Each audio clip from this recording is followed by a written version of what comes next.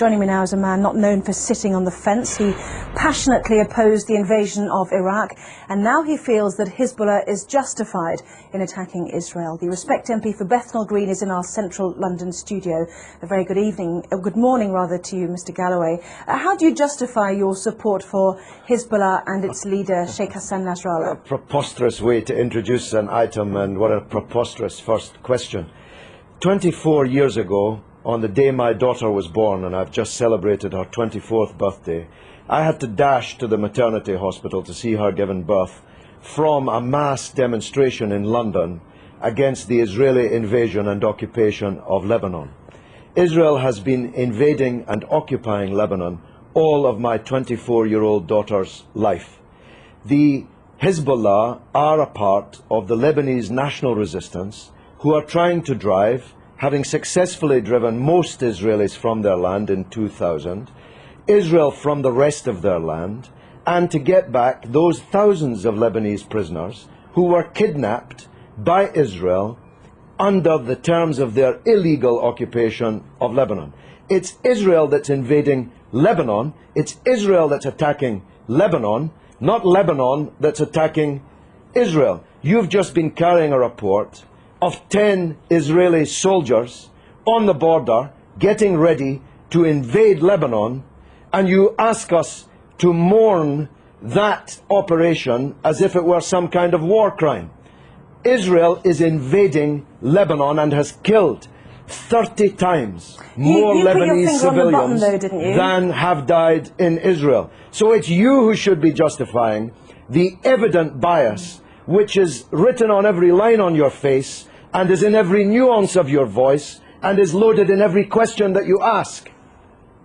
Right. You put your finger on the button, though, didn't you, when you said that Hezbollah was set up back in the 1980s in order to remove every Israeli soldier from Lebanese soil. As you said, it achieved that in 2000. No, it didn't. This is a setback. No, it didn't. It didn't. This is a key point that you're concealing from your viewers.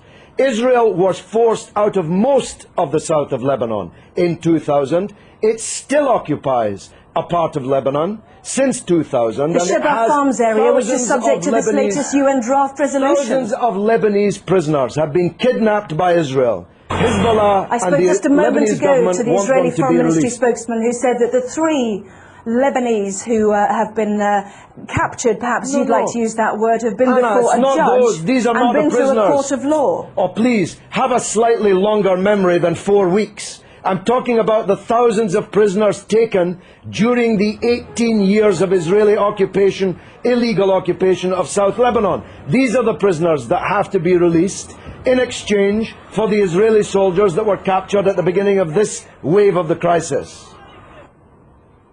Can I ask you about a report that's in today's Sunday Telegraph, which showed that Iran has given Hezbollah long-range missiles capable of targeting any part of Israel. Iran, according to this Iranian MP who helped found Hezbollah, has also said that Iran has given the authorization to target Tel Aviv. Can you blame Israel for wanting to destroy those missiles? But this is preposterous. America has given Israel missiles that can target not just every city in Lebanon, but every city in the Arab and Muslim world, including Iran. Why should America be allowed to give long-range missiles to Israel, including hundreds of nuclear missiles, but Iran is not allowed to give missiles? Because it's given it to a terrorist organization. But they're not a terrorist organization. Only in the mind of Rupert Murdoch's Sky and the Times and the Sun and the News of the World. I'm going to stop you there, Mr. Galloway. Prescribed terrorist organizations. One man's terrorist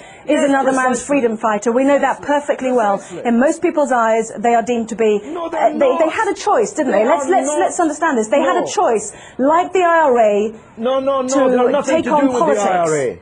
Listen, Anna. I'm saying they had a choice to absorb the idea of politics. They've got 2 Hezbollah cabinet ministers. Anna, one man's terrorist is another man's freedom fighter. You are totally wrong in saying that in most people's eyes, Hezbollah are terrorists. In most people's eyes, Israel is a terrorist state. It's the fact that you cannot comprehend that fact that leads to the bias which runs through all of your reporting and every question that you've asked me in this interview. Can I ask you one question? I was relating to the IRA and Sinn Féin. They have decided to embrace politics. Hezbollah had the chance to embrace politics. They've already got two cabinet ministers. They're well respected in the south. In politics. They are. That's what I'm saying. People of the south if you of listen to Lebanon. me, I'm saying they've got two cabinet ministers already. They had a chance to do that. Why did they need to capture and kill Israeli soldiers on the border? Surely that sets back their ambitions to be a political force inside a democratic Lebanon. Look, because Israel occupies their country and holds thousands of their compatriots as kidnapped hostages in their dungeons. It's really very simple, except if you think only in a clock that goes back 4 weeks. If you know, and you're old enough to know better, that the origins of this conflict are not 4 weeks or 4 years or 14 years, but are decades old. You want people to think that the crisis started when the clock started ticking on Sky News. No, I don't the people in Lebanon I want to know ask you differently.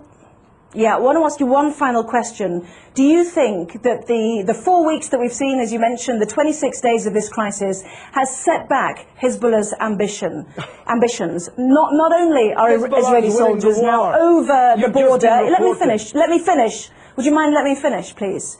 Not only are Israeli soldiers over the border in sizable numbers, but also there claims to be a good political organisation to help a democratic Lebanese government with the Syrians who've also now left an independent state. That has also come to blows as well. What a silly question. What a silly person you are. Hezbollah is winning the war. You can see it on the other half of the screen. Hezbollah is more popular today. That was not my question. Hezbollah is more popular today in Lebanon, amongst Christians, amongst Sunnis, amongst Shiites, amongst all Arabs, amongst all Muslims, than it has ever been. It's Israel who's lost the war, and Bush and Blair, for politically organising the war, who've lost politically. This is a defeat for Bush and Blair and Israel. Everybody but you can see it. Let me separate out that question then. Is it a setback, given that Hezbollah was set up in order to get Israeli soldiers off Lebanese soil, that there are now more Israeli soldiers on Lebanese soil than there were 26 days ago? Well, they seem to be getting a bloody good hiding on the other half of the screen that I'm watching. Maybe you can't see it, but I'm watching them getting a bloody good hiding in the war. So if that's a success, I'm not sure what a failure would look like. The reality is that this conflict will go on. The United Nations resolution solves nothing, gives Lebanon nothing, gives the prisoners in Israeli dungeons nothing, and as Anne Clewid, my erstwhile colleague, was just saying, Israel has just kidnapped even more Palestinian politicians, cabinet ministers, members of parliament, and thousands of others held in Israeli dungeons, and this war will continue until the overall settlement is reached. That settlement must mean Israeli withdrawal from all occupied territory that it currently holds since the war in 1967, the release of all political prisoners, and a state for the Palestinians with East Jerusalem as its capital. No justice, no peace. You're not going out of business as a newscaster in Jerusalem anytime soon, believe me. Well, as usual, you have prompted a huge email response, both for and against you, Mr. Galloway, so we'll leave it there. I have to say that some people might find it offensive when more families are mourning their dead to hear you say that it was a bloody good hiding. So you don't give a damn. You don't even know about the Palestinian families. You don't even know that they exist.